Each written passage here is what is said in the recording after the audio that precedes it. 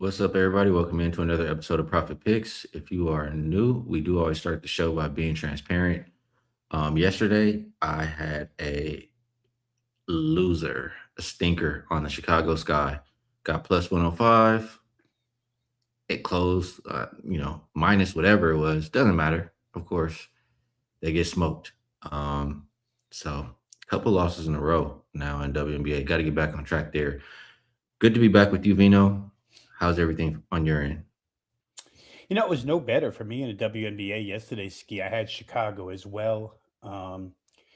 One brutal part of my handicap was wrong was I thought that maybe Chicago could match up interior wise against not that they didn't even match up, but Cardosa had to do it all herself and they were out hustled. I don't know. Washington didn't do anything special. They just played harder than Chicago did. And then I followed it up with again, closing line value, guys. It'll find the garbage can just as often as it'll find your pocket. And I had under 162.5 Golden State, Portland. Veronica Burton ruled in about 15 minutes before the game starts. And we know the rest 95-77. So 0-2 WNBA yesterday.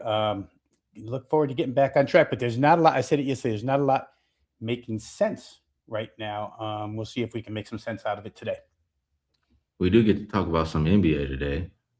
So maybe we should start there. Appreciate you guys in the chat tapping in.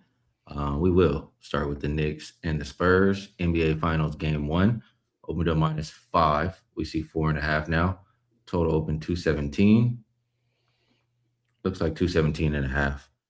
I should have the injury report wrote up here. I know Mitchell Robinson was questionable, but I thought they said he was going to play, which is verified. So yeah, Mitchell Robinson is still questionable. Nobody on the injury report for the Spurs. The Knicks have had 8 days off prior to this game. The Spurs have had 3 days off. Knicks coming off of back-to-back sweeps. Spurs coming off of taking out the defending champs in the 7-game series. I'm curious how you view that. Do you view it as you know Spurs are the more battle tested, the more ready, or do you view it as uh, maybe it took a lot out of them to win that series? And on the other side, what do you think about the Knicks in their back-to-back sweeps? Was it they didn't play anybody, they didn't have competition, or are they just playing so well? What do you think about those things so far? Wow, I could almost go to the middle of all of those, Ski. For San Antonio's concerned, let's start there with mindset. We heard Wemby talk yesterday about, they're pretty elated that they beat Oklahoma City. That's a big deal for them.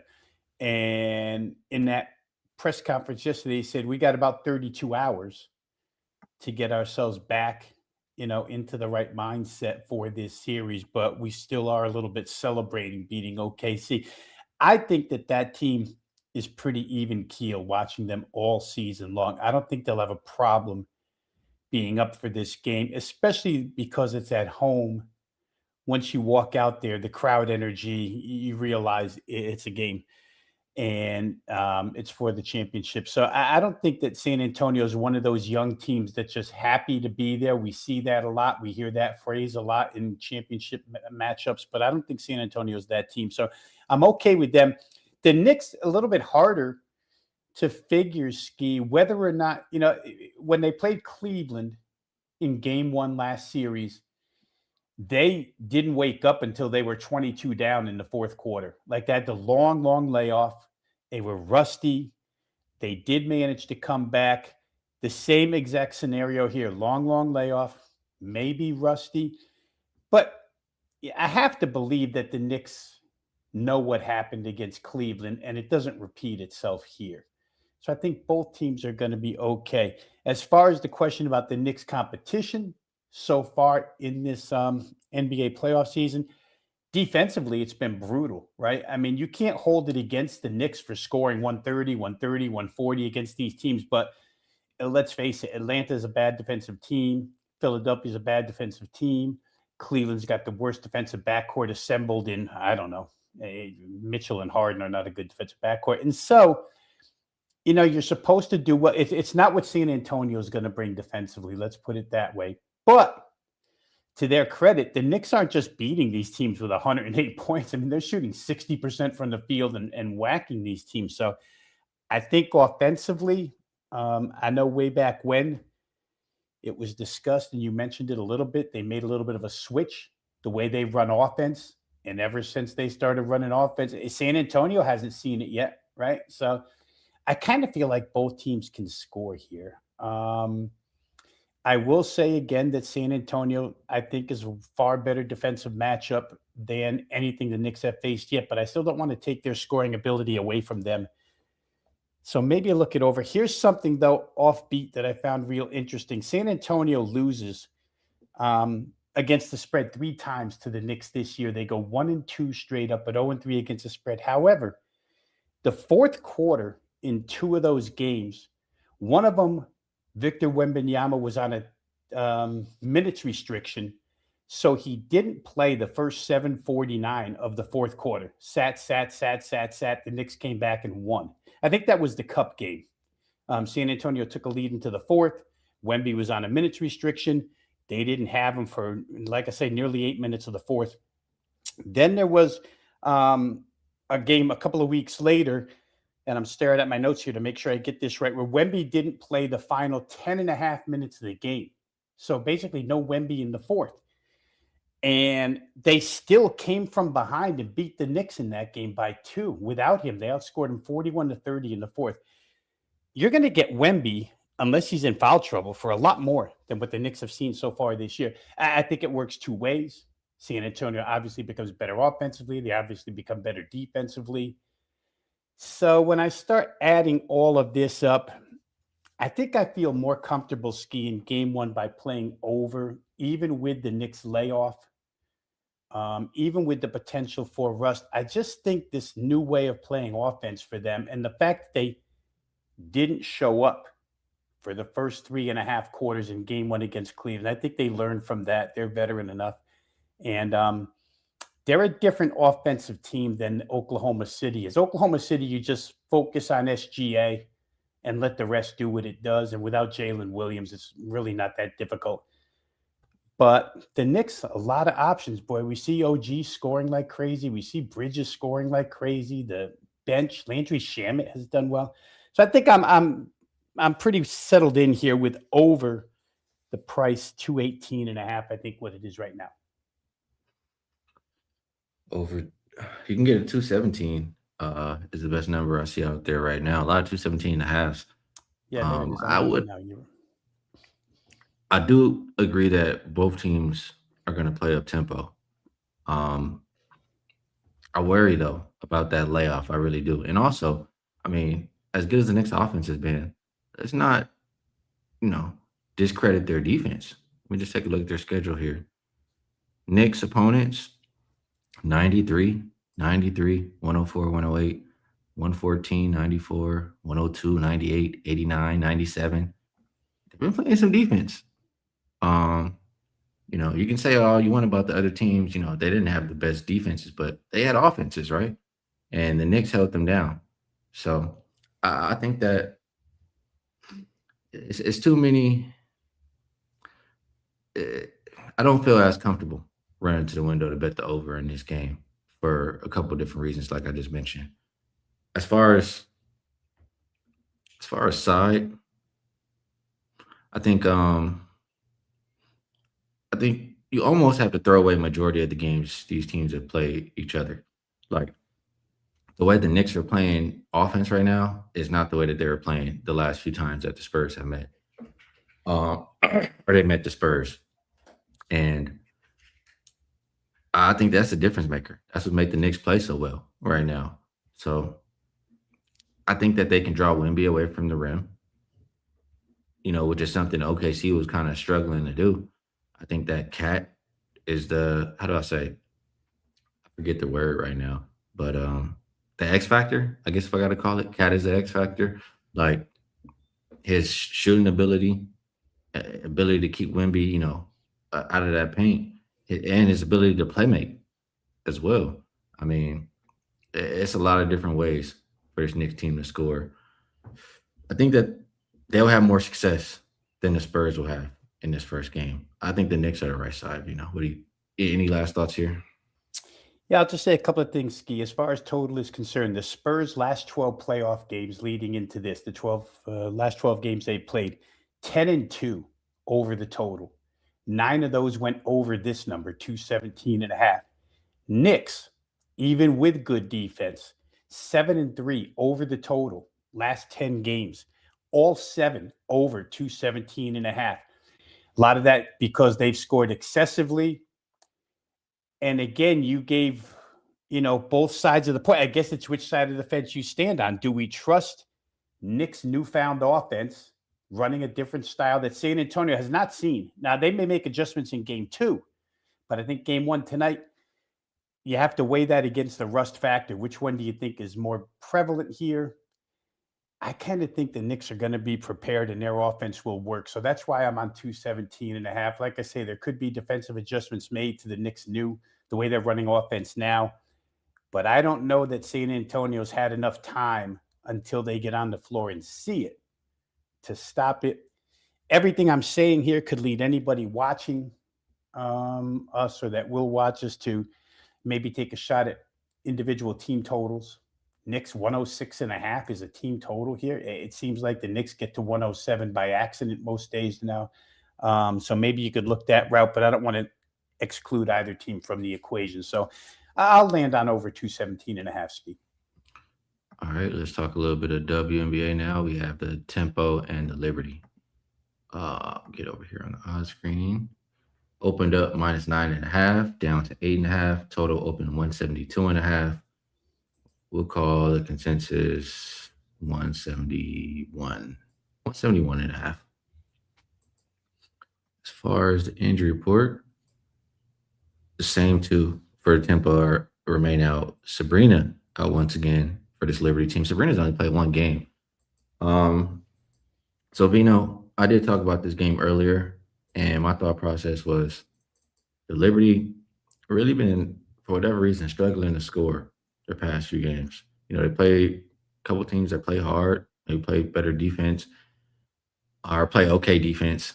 But if your offense is struggling, the Tempo are one of the teams you would like to see to get back on track. They've given up 90 plus in every road game so far this season. Liberty's team total is 89.5. Thought about that. But then I also thought, Tempo can score too. And do I want to exclude them from the total? Any thoughts from you on Tempo and Liberty? Well, the only thoughts I can have is to agree with you because I played both ends of that, Ski. I played Liberty team total over and I played full game over. The Tempo are playing. First off, let me just say this. The problem Toronto, in my eyes, will have with New York tonight is that Toronto just is not a size team. And inside at the rim, they give up a bunch. They'll probably give up a bunch tonight. Liberty have had a pretty decent layoff here. But where they're concerned, I think it's a little more helpful because they're a little more veteran.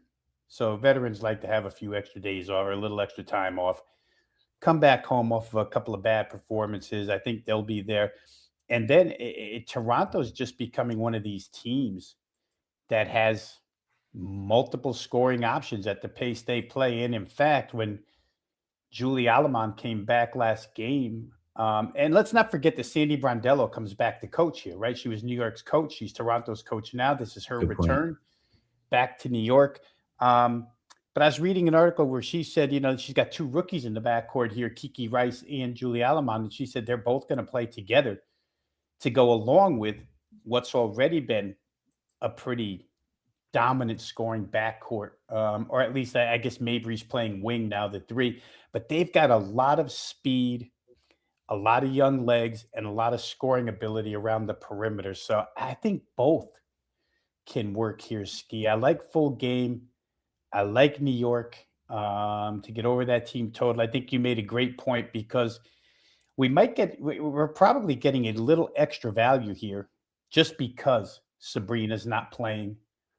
But like you said, Sabrina hasn't played all season long, basically, except for one game. And she was 4 for 16 in that game. She really wasn't much help. In fact, there might have been more disruption fitting her in than having her sit out again and having to try and regroup.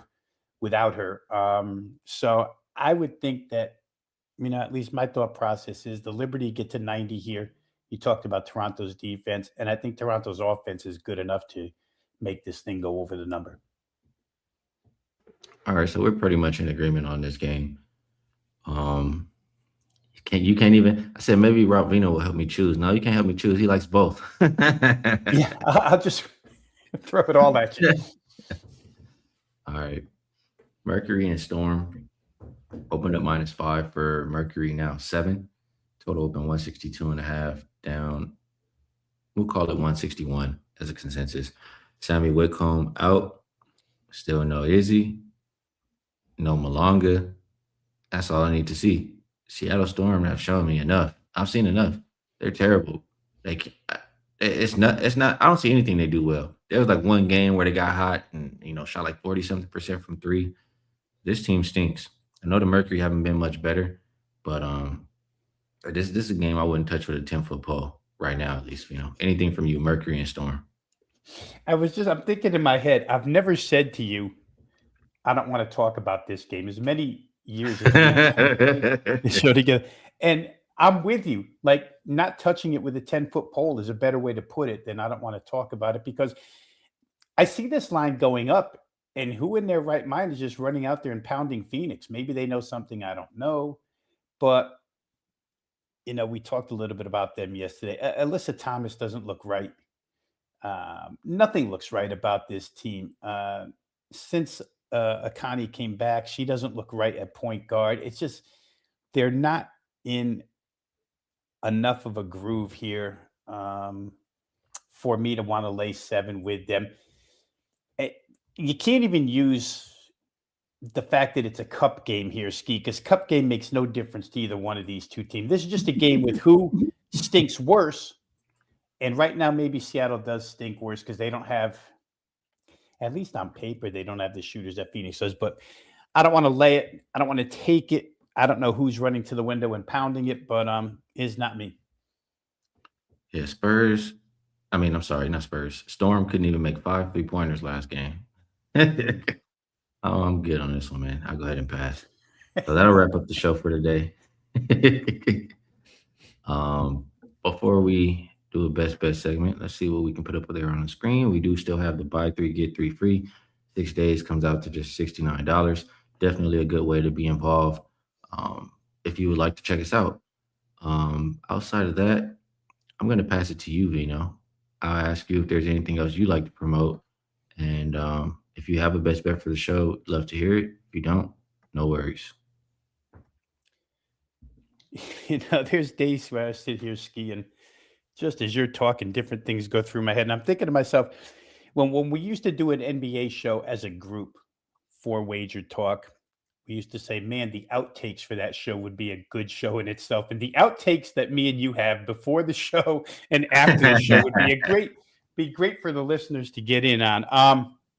We didn't leave best bets yesterday because it was $5 Tuesday, so I will leave one today. Maybe this will help you. I'm going to use the Liberty tempo game over the 171.5. Get the best price you can. Like I say, with Sabrina out, maybe it'll come down even further later on. I'm already involved.